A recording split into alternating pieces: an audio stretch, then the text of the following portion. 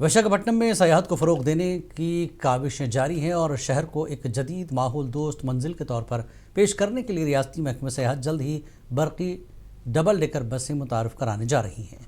ये मनसूबा greater Visakhapatnam smart city corporation limited, Visakhapatnam port authority और महकमे सयाहत की मुश्तरका काविशों का नतीजा है।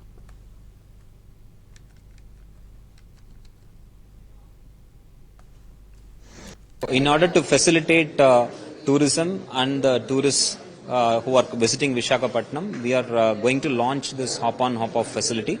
This hop-on hop-off bus service is going to be launched shortly.